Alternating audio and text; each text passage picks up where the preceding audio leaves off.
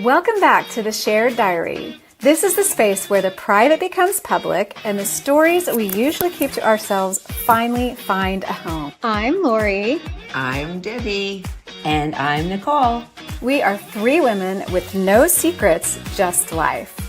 Because life is always better when the diary is open.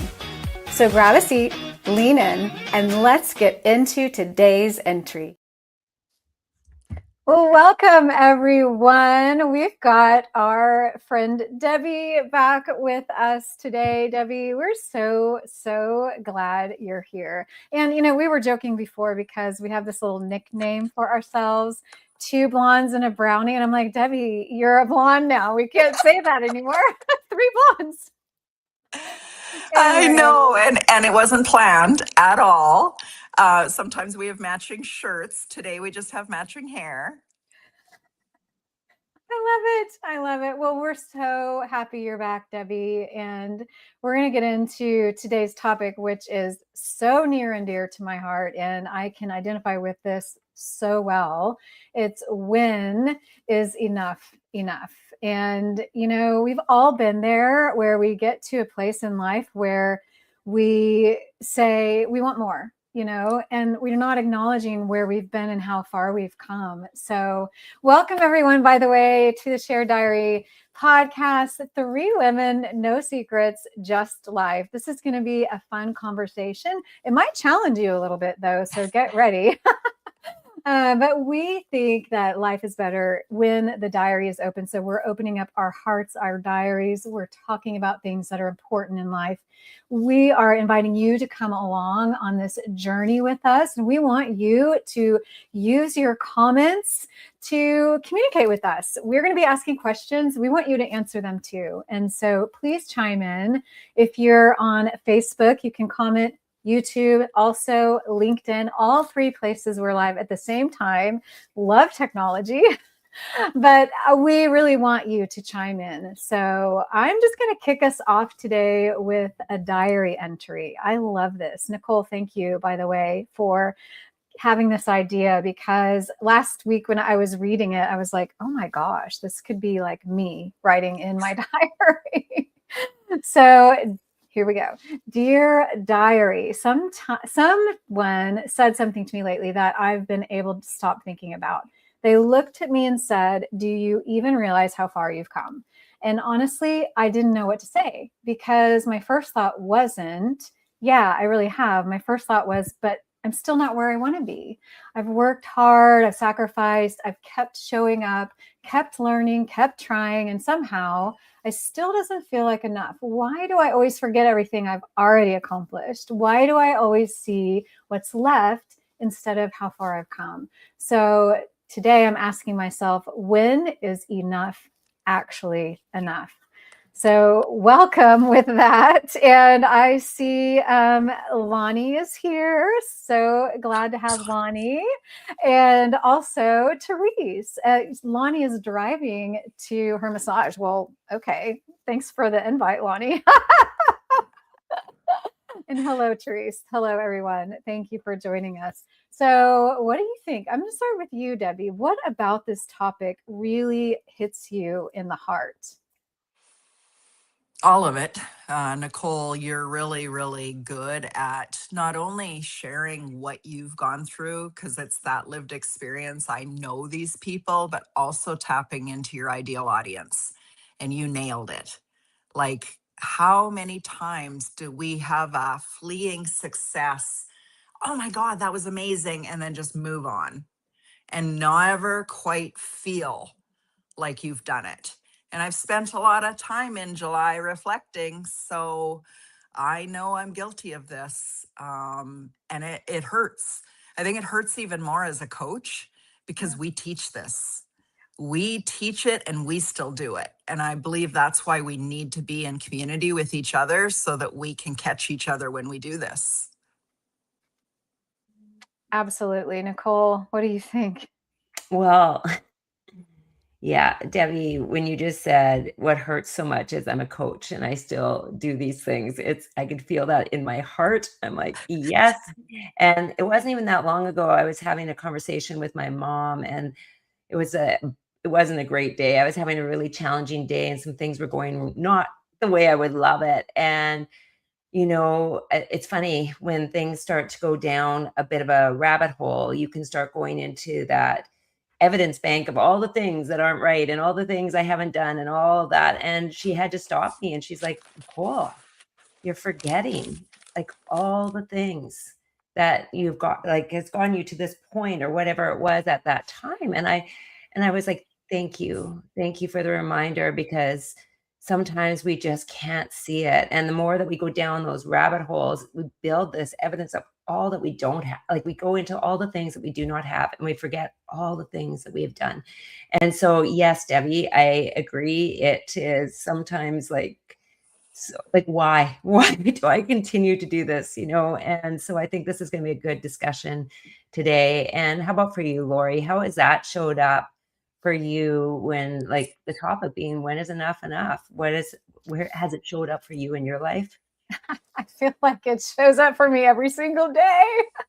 But honestly, I think where it stemmed from for me was being a competitive athlete. So I was a gymnast. So I was told, unless you made a perfect 10, it was never enough. And, and now that we don't have that scoring system, if you guys know, it's not 10 anymore. It's like, I don't know, 17.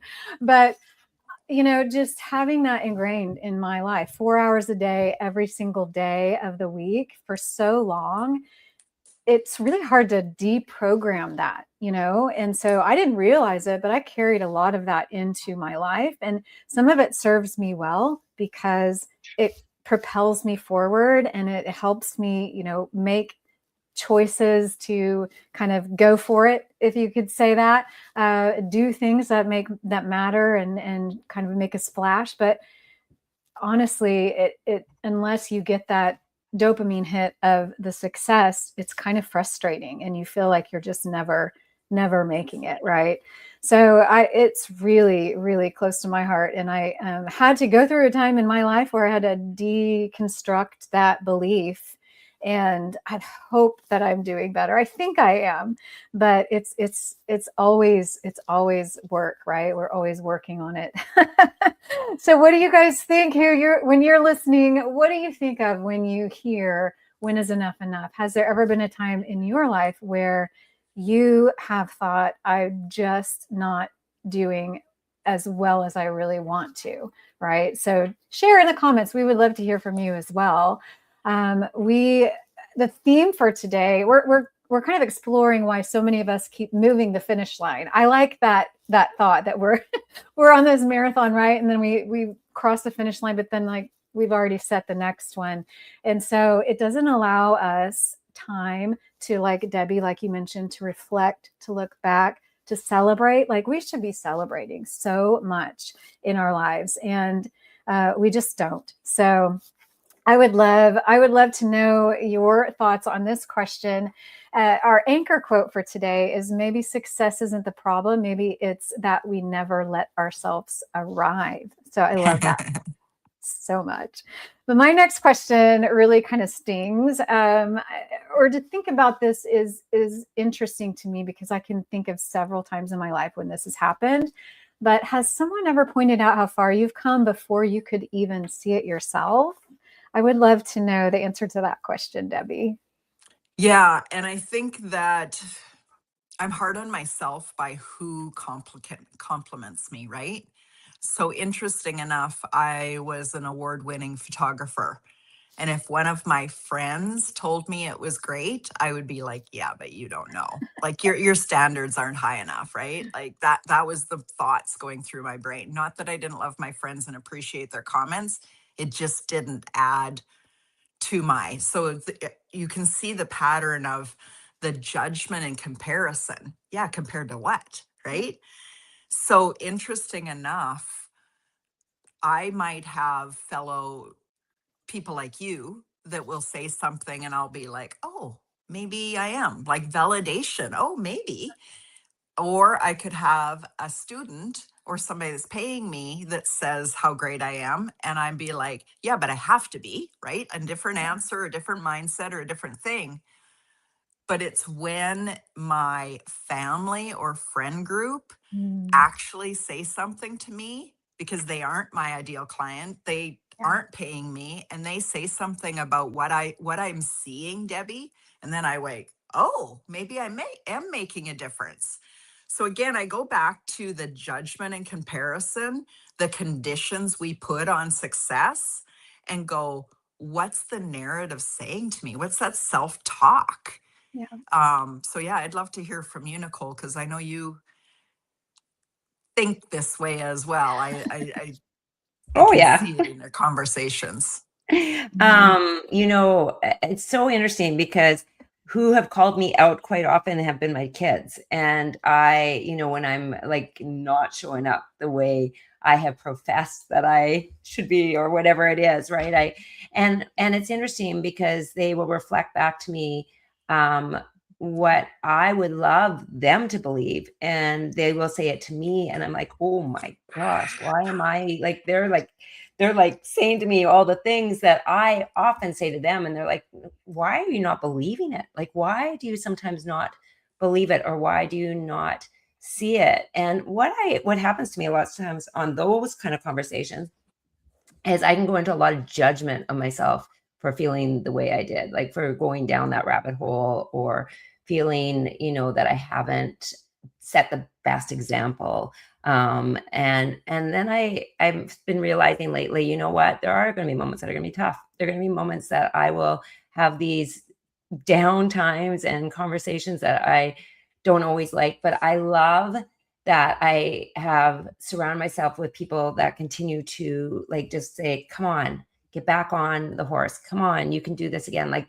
I love that. And so, yeah, I think, my kids have pointed it out to me, and those are the times where I'm like, I have a real check-in on myself. Like, what is my narrative? What am I saying to myself Wow. over and over again that they are actually hearing, or by my actions or whatever it is? And I don't want that. So it's a good check. Like, it's always like a check myself right now. Right. I'm grateful for that. So how about for you, Lori? Have people been like, Lori, you're amazing to all the things. And then you're like, but I didn't see that. Yeah, I mean, I definitely resonate with this concept, and I love that your kids remind you. You're obviously involving them in your life, which is so cool because they can relate to what you're teaching and how you're coaching, and then they remind you, Nicole, mom, you teach this all the time, and so I love how kids can just do that for us. I always used to say, like, my children were raising me as I was raising them. Right. And it's so true. It's so true. But yeah, I can remember when I first launched the Be Awesome Network, and I was in a program that was teaching me kind of how to run a Facebook group, how to grow it.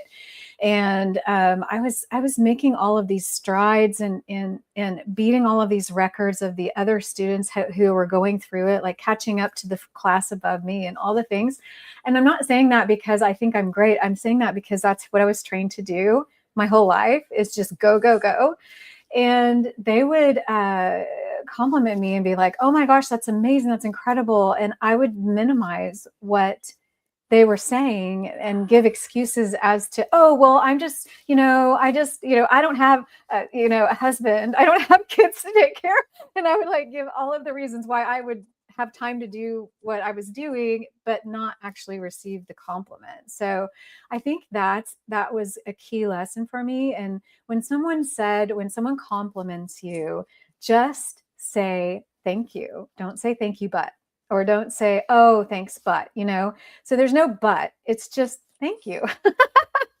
No buts. No No buts. buts. No buts. So yeah, I definitely resonate with that concept, and thank you guys for being here and contributing.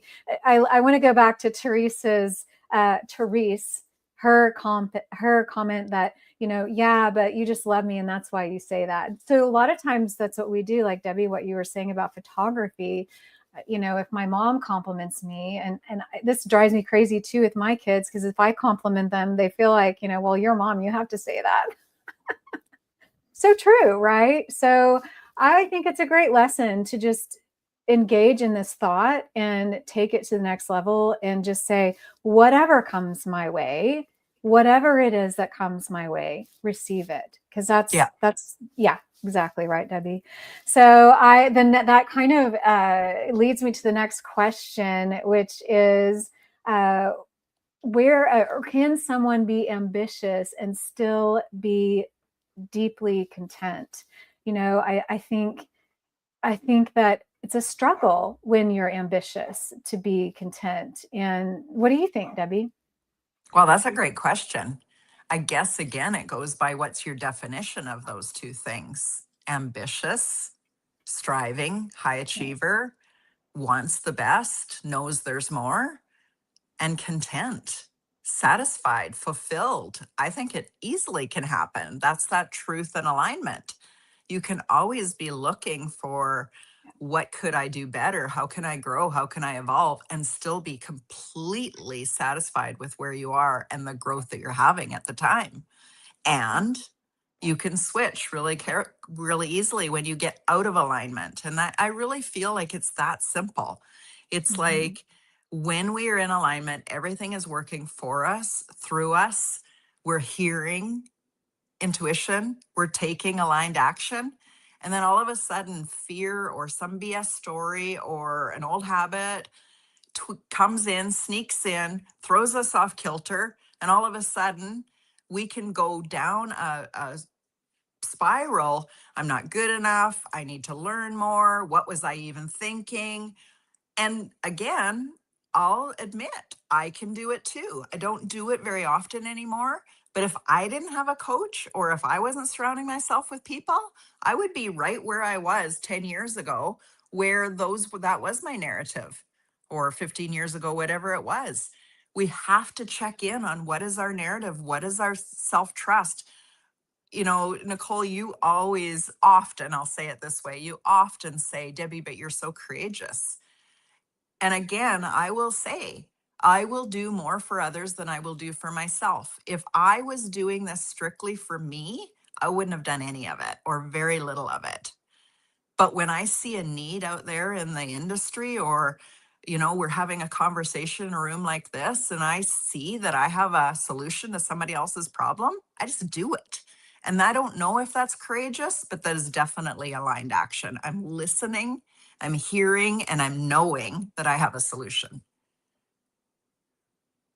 I love that, Debbie. And yes, I have said that to you many times, how courageous. But I think, what I love when I see you do that is I really see you take the ego out of it and be like, I'm just here to help. Like, I'm here to help you. So it doesn't necessarily matter what if other people are going to judge me or whatever it is. No. I know that I can help somebody. And I love that. That's what I always admire about it, because it comes from a very pure place. And so I thank you for always sharing or being an example of that for me always. And this is a good question. Being content and ambitious. And for me, I think, ambition is my contentment sometimes. It's like what makes me happy is to actually go and try to do things. Like I love growing. And so for me, if I wasn't doing that, I don't think I would be as content. So for me, it's like part of it for me. It's like it's that permission to grow and expand. And for me, that if I was not doing that, I think I'd be quite discontent. Like I would have a lot of discontent. Because it's something that just lights me up. Can I get to the other side sometimes where I'm going too hard and like working my buns off and not saying necessarily the good things to myself and then not being content? Yeah, for sure. Yeah. And so I have to balance it. I have to balance the desire to grow and all the things, and then be like still happy with the pace it's going at and where I'm at. I have to really watch all of those things while I'm in it. But I know with my personality, I don't think I'd be content if I wasn't growing. So it's one of those things. Yeah, it's just one of those things, right? It makes me feel like I'm living on purpose and I'm doing the thing that I'm meant to do. So what about for you, Lori?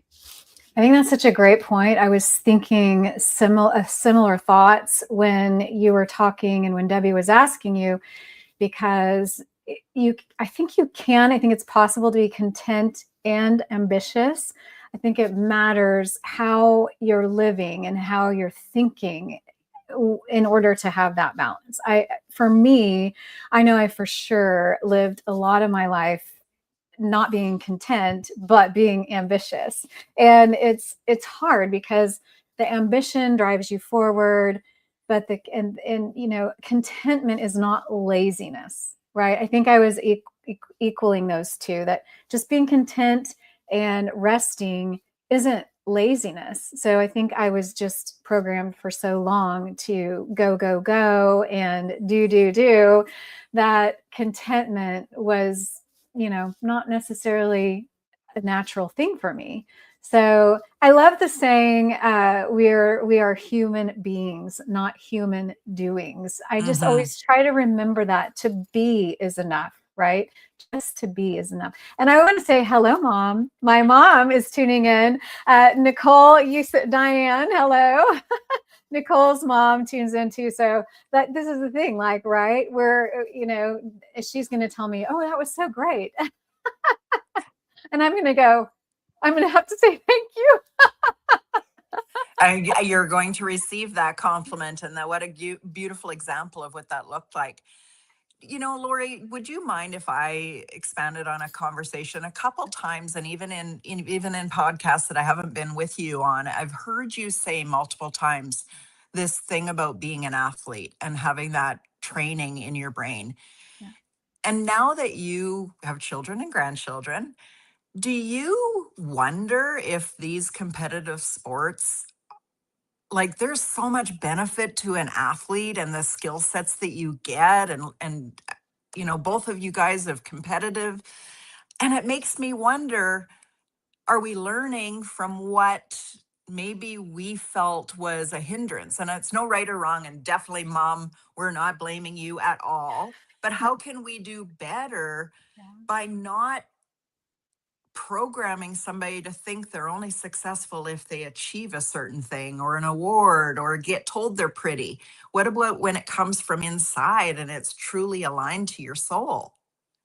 Yeah. Lori, would you take us down that road a little bit? Such a great question, because, and I know, Nicole, you probably identify this too, but as a dancer, Nicole, everything was so focused. I know this because I was in gymnastics, and ice skating is also the same way. Everything is so focused on your body and how you look, and not necessarily how you perform. I even heard my coach, I'm not going to say his name, but my coach would have a fat group. And so if you were, we did weigh-ins, if you were over your ideal weight, you got put in the whales. But if you were the right weight, you got put in the minnows. You were a minnow or a whale. And so like that pressure. So I think a lot of it has to do with the coaching, because I started gymnastics because I was flipping around the house on furniture, and my parents were like, you obviously want to be flipping, so why don't you get into this, And I loved it from 4 to 22. Like I took 1 year off in that whole time span. So it did come from my heart, and it was an expression of who I was, because I loved the activity. I loved the team. I loved the coaching. I like you, Nicole, I loved to go and achieve and do and grow. And to learn a new trick was like a celebration in and of itself. To go get over the fears of going backwards and not seeing the floor until your head goes up, right? All of those things. It was so wonderful. But I think there's a good way to be coached, and not necessarily a helpful way. So there's two different trains of thought there. I do know that it's gotten a lot better. So over the years, coaches aren't allowed to do those sort of things. Like parents will speak up. Kids will be taught that they should tell their parents when something inappropriate happens. We know this from the national case of Larry Nassar, who was sexually abusing the Olympic athletes. And so a lot of those athletes came forward. Then when Simone Biles came forward and pulled out of the Olympics, like she was going to win it. she pulled out because she got lost in the air and she had mental things that she needed to deal with before she wasn't going to be safe. And so I think it's gotten a lot better. But what do you think, Nicole? I would love to hear your thoughts on this. Oh boy, this is a big topic. But so as I danced, I was in a company, and they used to weigh us in front of everybody. Like, we'd have a long line and they would weigh us and they would tell us, whether you were fit enough to be there. And I remember I was told to lose, I think, 10 pounds, and in a small frame and everything. That was kind of like, oh my gosh, plus was in front of a lot of people. And so those are things you don't forget. As we were talking about this, and yes, though, so those experiences, what I think is always so fascinating to me is everybody will take those experiences and make them mean whatever they want to make them mean at that time, right? So this is what's super fascinating, because everybody will have a different meaning from it. But whatever the meaning is, if it's like for your benefit, awesome. But if it is not, right? Like, it could be like, now I have to like starve myself, or I'm never going to be on this team, or I have to work harder, or, whatever it is you decide it means can be very detrimental, or it can be very good depending on the way you see it, right? I could have been in that situation and been like, yeah, that's ridiculous. Like, I don't need to lose that. Like, oh my gosh. But at that age, I wasn't there. Right? I was only, I think I don't even know how old I was, 18 or 19 at the time. And so I was still like forming that image of who I am and what it is. But I believe, like, and then I started teaching dancing for many years. And I really wanted them just to feel powerful and strong. Like, that was the thing. Let's just get you feeling like, like your bodies are your instrument, and just use it to do what you need to do. Now, everybody again will take it the way they want to take it, but I really felt that, like, I wanted everybody to be in acceptance, because you're in front of a mirror all for hours and hours looking in dance. You're in front of a mirror probably more than gymnastics, I guess, Lori. Like, we were in mirrors, like that was how we watch each other, and that's how we do everything we do, right? And so I know that that it has been detrimental for other students when I was teaching that too. And I think this is coming a long way. I think we're seeing strength come back to be something that people are like, wow, you're strong. Wow, look at those muscles. Wow, like, not from a place of that you have to waste away, from a place of like, let's be the healthiest, strongest version of ourselves, because these jumps they're doing now and the things they're flying, you need strength, you need nutrition, you need people telling you that you're like on fire. Like, you need people encouraging, nourishing your mind as well. So it's a full, it's a lot different than when I was younger. And I think they're realizing that there's so much to this. But thank you for bringing that up, Debbie, because I do see competitive sports does give you a lot of discipline. It gives you a lot of commitment. It gives you some incredible people in your life. It gives you goals. I used to have to do my homework in a very short period of time all the time in order to be able to go do the thing. But it can get you on that hamster wheel of, I've got to do better. It's never enough. I've got to do better. It's never enough. And my son the other day finished a tournament, and it was a golf tournament.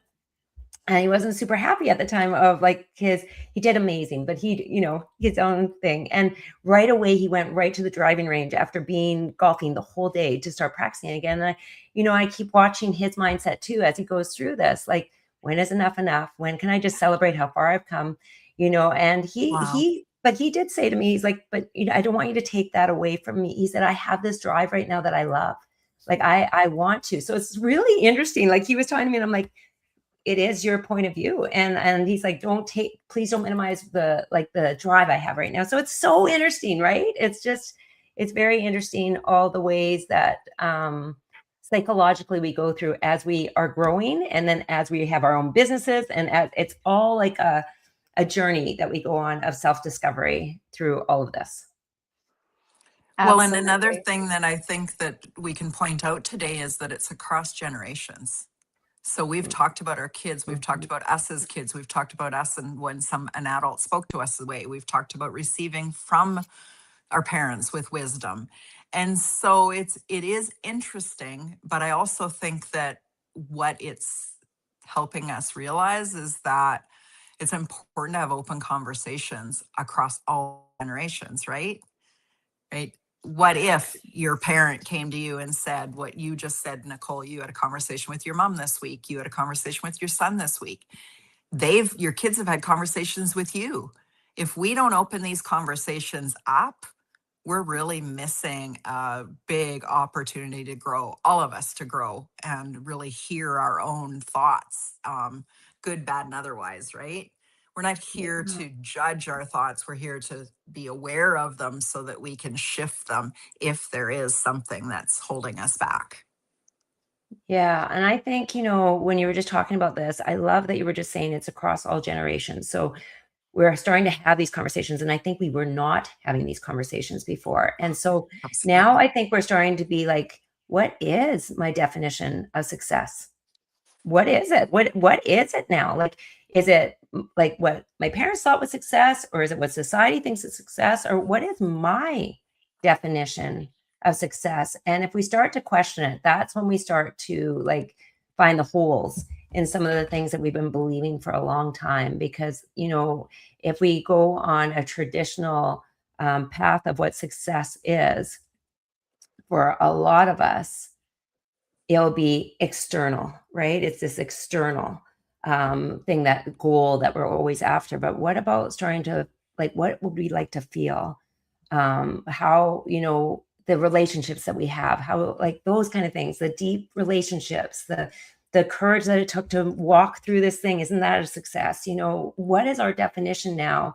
And how can we help us, or how can we think a little differently so that we can have more joy, more happiness and contentness and peace, right? Because there's a lot of things we miss, I think, when it's the external that becomes our definition of success. Oof, absolutely. Um, Okay, Lori, back to you. I'm Back sorry to I you. hijacked that for a minute. It just kept whispering in my ear, there's more here.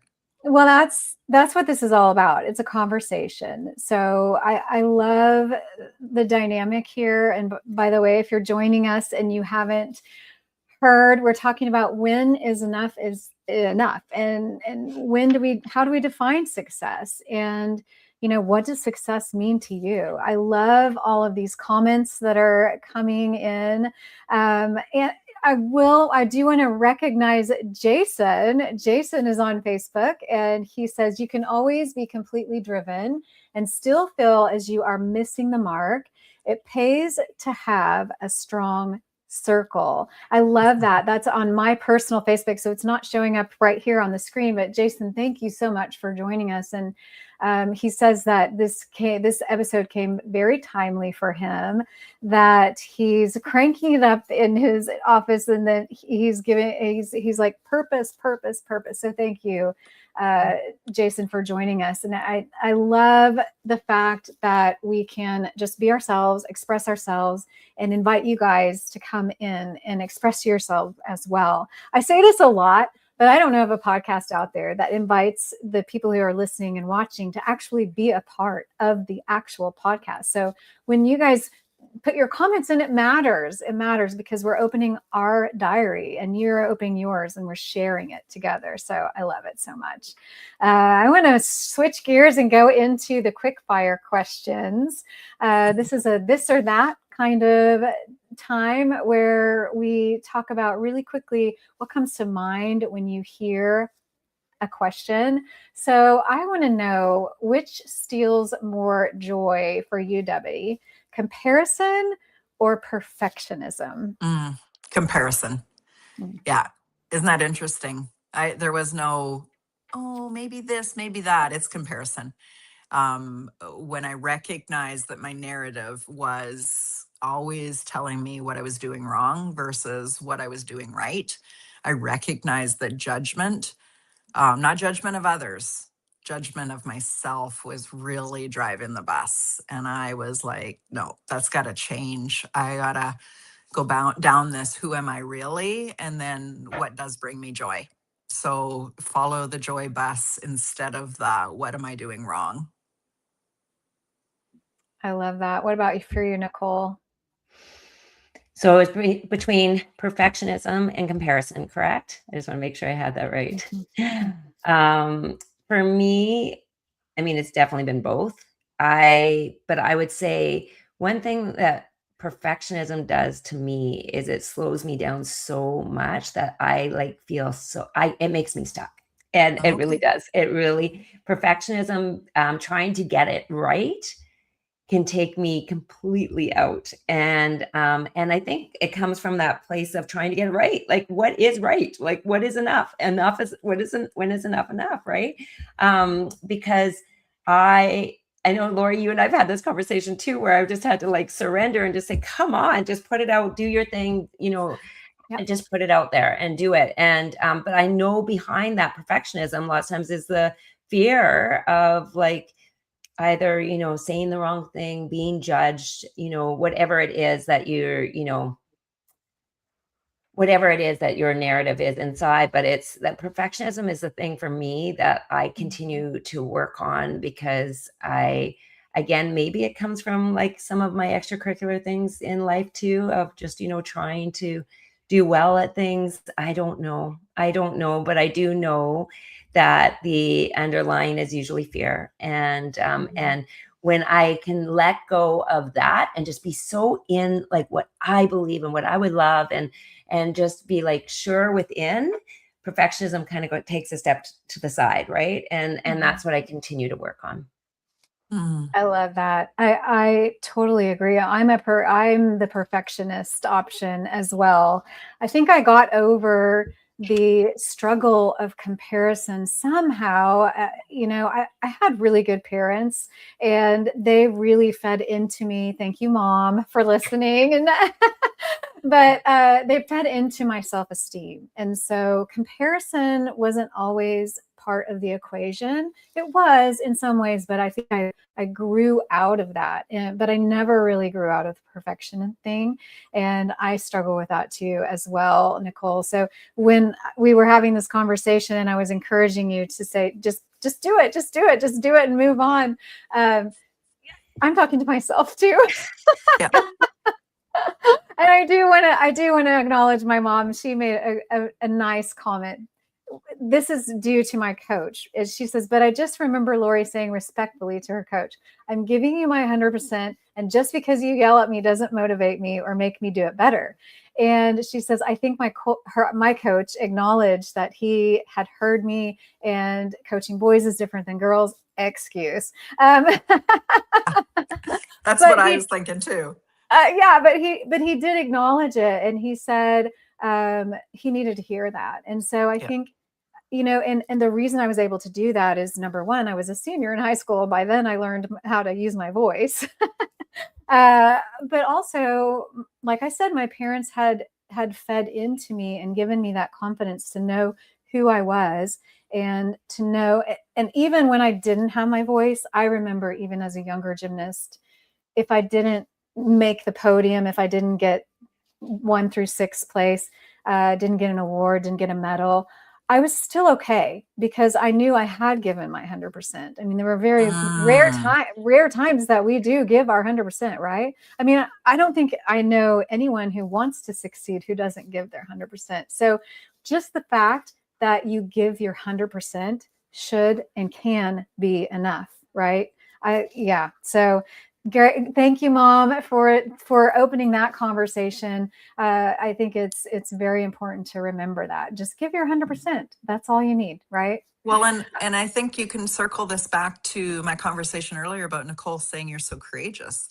I'm just going to give my 100%. It's not always going to be right. And I have to just know that my heart is in the right place, and I am listening to my intuition, and I am taking aligned action. And so whether it's 100% in sports, but again, guys, I'm going back to listening to yourself, how you spoke to yourself as a young child. When you started learning your voice and you learned how to use respect in the middle of that conversation, and an adult said, I needed to hear that. We learn all along the way. We learn when we have a little hissy fit, when we didn't win a game, when we're little. We learned as an adult. So when you take all of this and you're evaluating it, observing it, and then have people that reflect it back to you, you can see where old habits and patterns kept you in that loop of ego telling you this. And I often just think of Nicole with all of her training on the mindset of like, when does something get so lodged in there that we're just unaware, so unaware that that is constantly taking us back to that thing, right? So me, I've done a lot of work on this whole conversation, and I can say that what's going to pull me out of that loop of goodness, of growth, of evolving, and take me right down and spiral me as if I'm that little kid being told I didn't do something right, it is the fear that someone's going to leave me. Like, I hate you. Just that clenches, like little girl talk that says, I hate you. It's like, oh, don't do that. It's horrible. It makes people believe that they're only lovable if they do certain things. And that comes back to the doing versus being. What about if you're just kind and you're just a beautiful, respectful person? Then your opinion should be heard, not just like, poof, go away, right? So Mhm. Yeah, I I think think too. that a Yeah. lot of things run our narrative, and it's up to us to understand what is running our narrative and our actions from that narrative. Sorry, Laura. Absolutely. No, yeah, I love that. I love because it does matter what we're saying to ourselves, and the perspective always comes from you, right? So it does, that's like when someone says you did amazing and you don't believe it, well, you're gonna give every reason why it wasn't amazing. But if you have that real confidence within yourself and someone says you did an amazing job, then you can actually receive it. So I want to address a question that came up.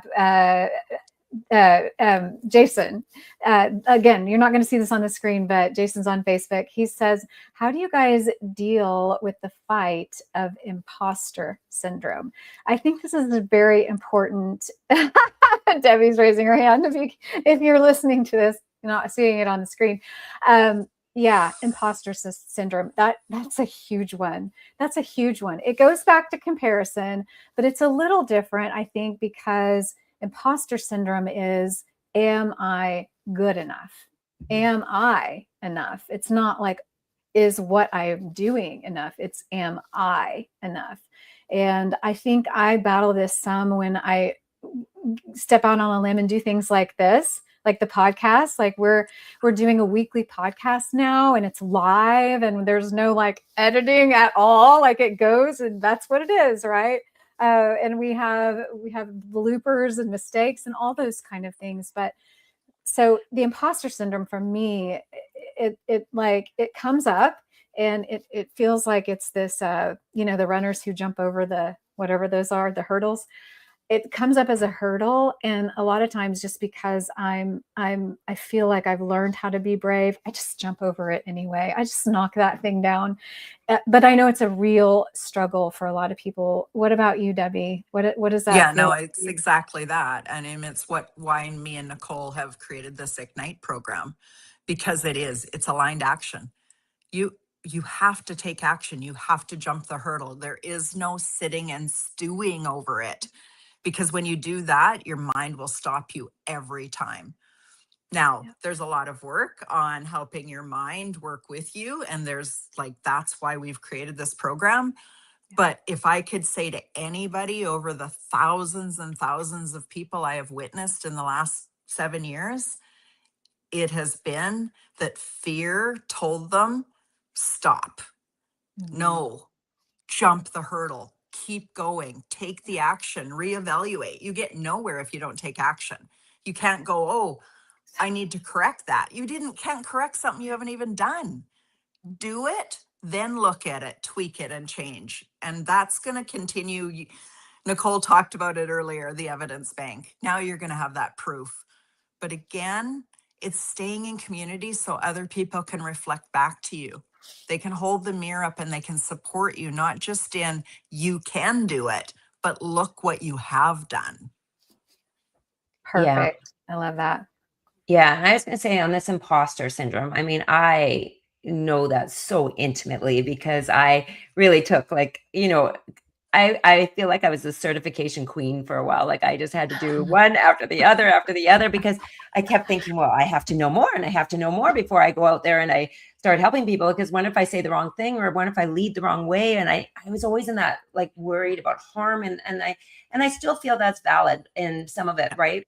Having your education and being able to help people from a place of like learning. And I do believe that. I really do, because I believe people's hearts matter so much. And when they come to you, it's very important to have some insight as to what you're sharing with somebody. But what was interesting for me is I used to think, well, like every program or every coach at the time, I was like, that's going to be the thing that's going to get me successful. Like that's the thing that's going to actually get me to the next level. So I kept investing in programs and things, but I hadn't invested in what I was thinking and what my mind was doing, right? I actually didn't know that, like I'd be like, why didn't that work? And why didn't this work?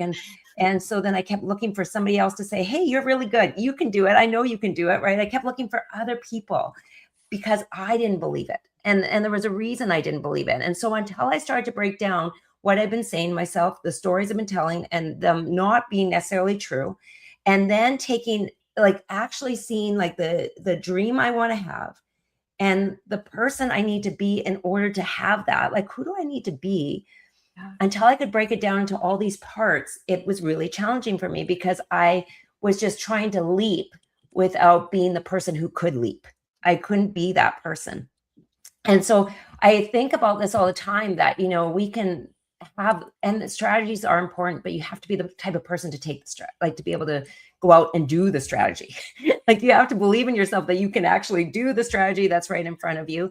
And you have to get, kind of clear some of the stories that you don't have. And I think it's also important to talk about our nervous system.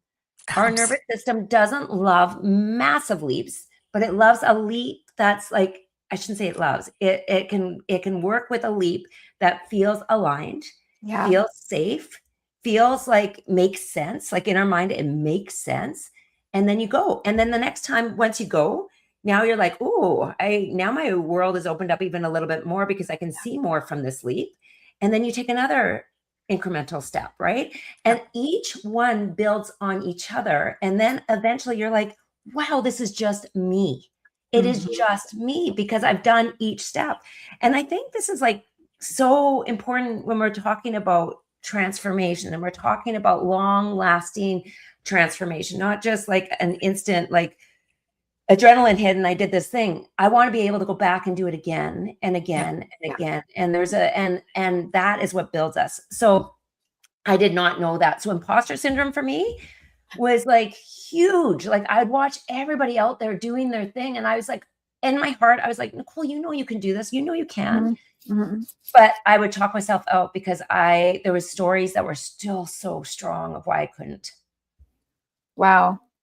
That really helps, I think. And this is what you guys are experiencing, the wisdom that will come to you when you work with Nicole and Debbie and this Ignite program that Debbie mentioned. It's something that I am so proud of. I actually got to be a part of a session, an Ignite session, and it really, really, really helped. It helped me clear my mind and take the next step, like just get over that roadblock, right? And I think it's important for us to be in circles, like Debbie mentioned, to be in I think it was Jason that even said, your circle is important because who you surround yourself is who you become.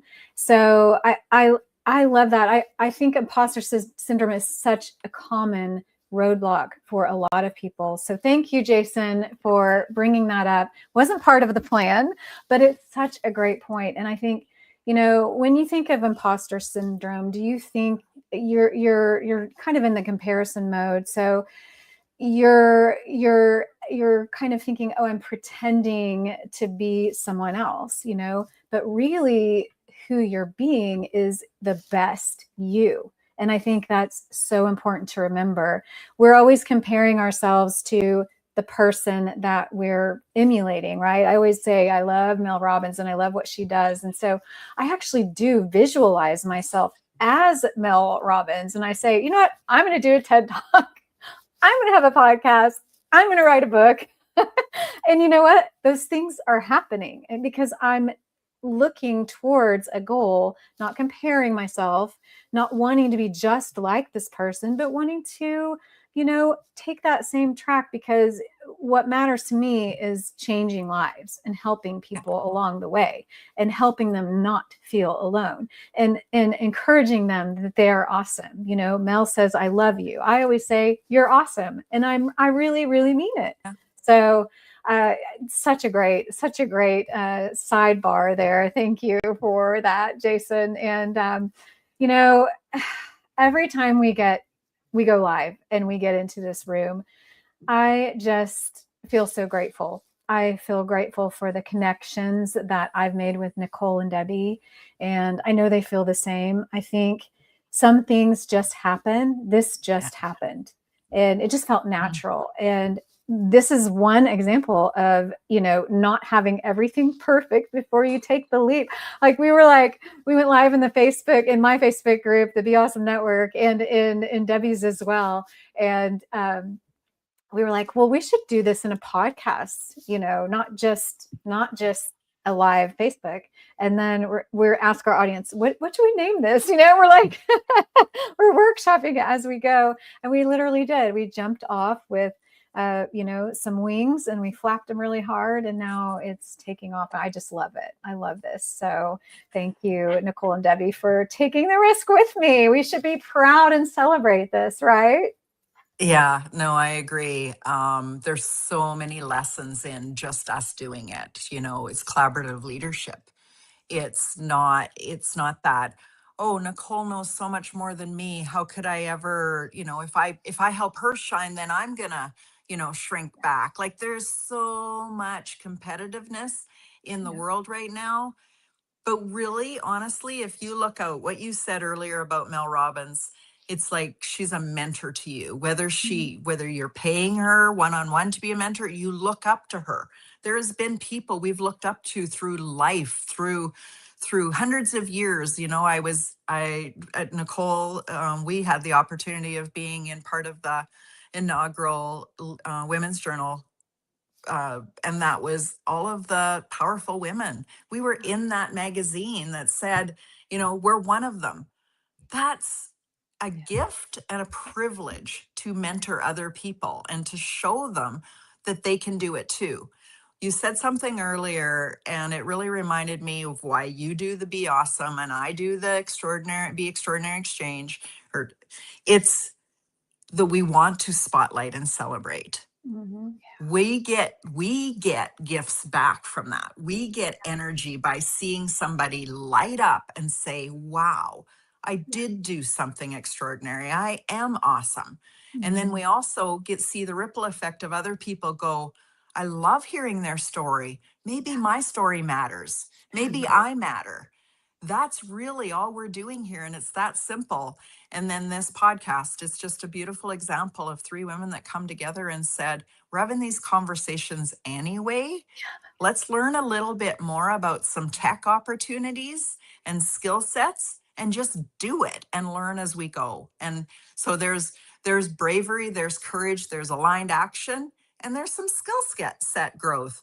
One of the biggest things that I'm proud of, not my goal or my achievement, but Lori, who has done these beautiful intros and outros for our things. She has taken little clips and sayings and different things and made it feel like we were in a studio together producing this podcast so that you could have a better experience, so you could feel like you're part of our studio with us. That matters to us. That's the aligned action. So I'll get off my talking and hand it back to you guys, but this is just a beautiful example. Well, I love that because, as Lonnie mentioned, and because she's echoing what you said, collaborative leadership. We didn't necessarily have it all charted out. We didn't have a project in any kind of project management system. We didn't have dates or deadlines.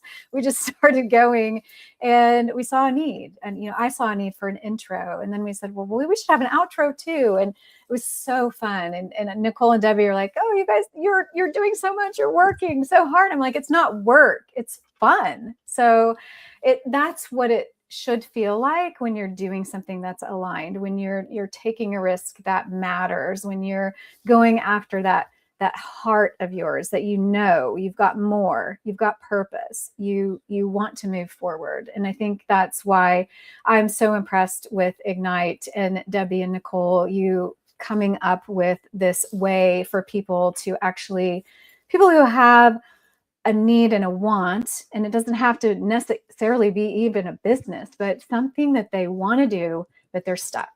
And so there's a QR code and on the screen if you're with us watching, and we'll be sure to drop the link also in the comments. But we were talking about this before we went live, and it was like, you know what, we should mention Ignite.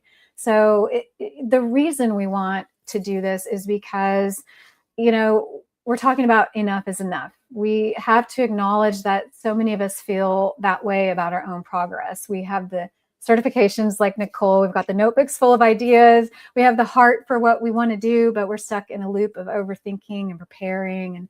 And then we talked about the circle and who are you surrounding yourself? Well, this is a very tight circle, and I'm going to get to participate as a bonus week, but it's only 10 people can be invited to be a part of Ignite.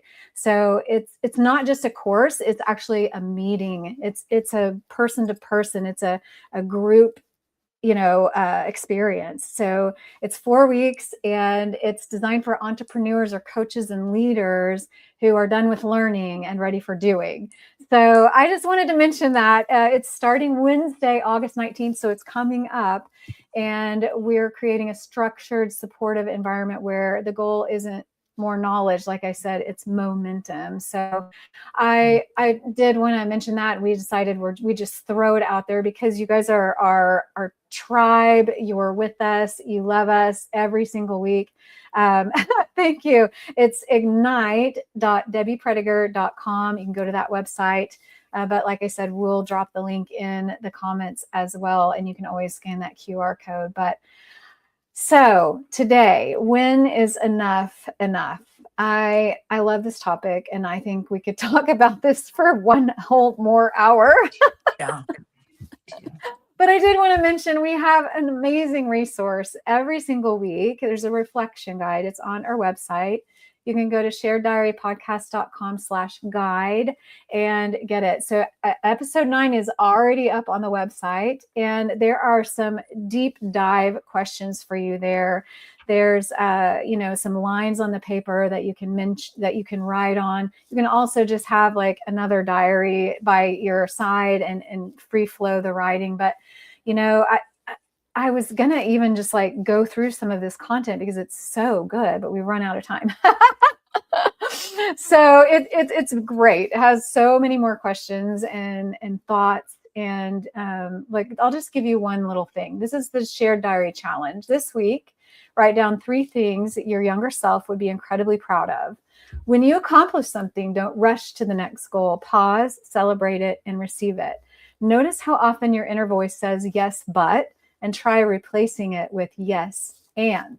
I'm proud of how far I've come. So write down 3 things that your younger self, she or he would be proud of. So that's just one little snippet of, what you can expect for this guide. So be sure and go to that. You can go to shareddiarypodcast.com and click and sign up for weekly emails that you'll receive this guide every week. So we love you guys. And I just want to say thank you. Thank you for being here. Thank you for being a part of the conversation. Thank you for pouring out your hearts and your thoughts and your questions. A lot of times during these conversations, we'll have someone make a comment that says, during my battle with cancer, or when I lost my mom, or these are meaningful transitional type topics every single week, and you can expect to have a meaningful conversation. So we hope you continue to join us every week, 2 p.m. Eastern, Friday, on Facebook, YouTube, and LinkedIn. So again, Debbie mentioned the technology. We just dove in and figured out how to do it, and here we are. But I would like to hear from Debbie and Nicole again. I just would love to hear your final thoughts. We always say, if you wrote down one sentence at the bottom of today's diary, what would it say? What would yours say, Debbie? Well, I was thinking of like, wow, I have accomplished a lot. I have done some things. And what would I say if I was coaching me? My diary entry would be, I am proud of you, period. Boom. I love that. There you go. Love that. I love that so much. As we were doing this, I think what I would write at the bottom is just slow down and smell the roses. Like, slow down, just be here right now. I think that would be the biggest thing for me, as I keep getting messages from podcasts and from books and everything. It's like, really, one of the biggest successful things in our lives is to actually be present and to be here. And so I want to keep slowing down so I don't miss the moments when I'm striving to do other things. I want to miss the moments that are already here, that are so amazing. So, wow, I love that. Well, my sentence is, you are enough. And that's just something that I need to sit with and believe and know, so that when I believe that, the things I do stem from that. And I really do believe that when you tap into your inner awesomeness and you believe that you're awesome, and you follow that heart, that intuition, that voice inside of your head saying, you should do this, or what if you did this, that your life starts to change and the path you take starts to open up. You may be standing in front of a field of like high grass and you don't know where to go. But once you start to take that machete and tear down that path and chart that path, you might come into a field of wildflowers and a beautiful sunset. And that's where I feel like where my life is headed. And I want you to visualize that for yourself. I want you to know that it's possible.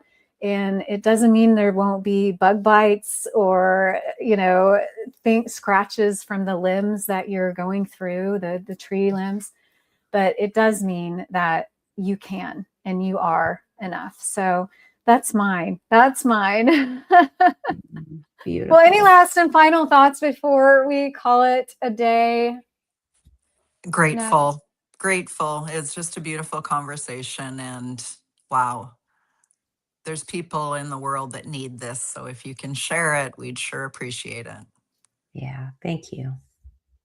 Absolutely. Yes. Please like and follow and share, subscribe on YouTube so you get the little bell when we go live. And we have events on LinkedIn and Facebook. You can join those as well, be reminded. But just want to say thanks. Thanks for being a part, and thanks for being here. And if you're watching the replay or listening to the replay, we care about you as well. You can go to theshareddiary.com, theshareddiarypodcast.com, and connect with us there as well. So thanks for being here. It's been a pleasure, a joy, and so much fun. So we love you, and we look forward to this every single week. So thanks for being a part of the Shared Diary, where life is better when the diary is open.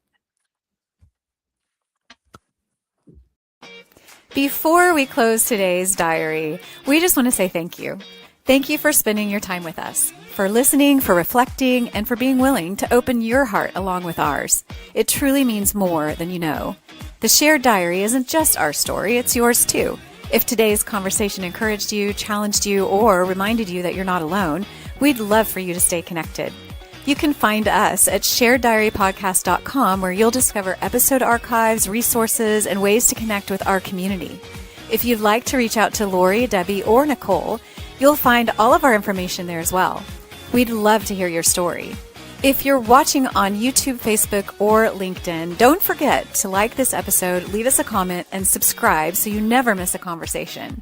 And if you're listening on Apple Podcasts, Spotify, or wherever you enjoy podcasts, be sure to follow the show, leave a rating, and share it with someone who might need to hear today's message. Most importantly, keep showing up, keep growing, keep sharing your story, because life is better when the diary is open. We're here for you. You're not alone. We'll see you next time on The Shared Diary.